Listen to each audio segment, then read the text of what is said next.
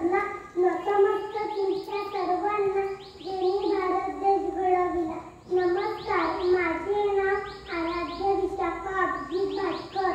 अध्यक्ष माझे पूज्य गुरुजनवर आणि इथे जमलेल्या माझ्या बांधवांना मी तुम्हाला 15 ऑगस्ट निमित्त काही 4 शब्द सांगणार आहे. ते तुम्ही शांतपणे ऐकून घ्या अशी मी आशा बाळगते आणि माझ्या छोट्याशा भाषणाला सुरुवात करते. आपला भारत देश इंग्रजांच्या ताब्यात होता. 150 वर्ष इंग्रजांनी आपल्या भारत देशावर गुलामगिरी केली. त्यामुळे आपल्या भारतीय लोकांचे आतोनात हाल झाले. त्या त्रासातून मुक्त होण्यासाठी अनेकांनी त्यांच्या विरुद्ध लढा दिला. महात्मा गांधी, सुभाषचंद्र बोस, लोकमान्य टिळक, तात्या टोपे, सावरकर, भगतसिंग अशा अनेक शूरवीरांनी आपल्या जीवाची पर्वा केली नाही. अखेरच्या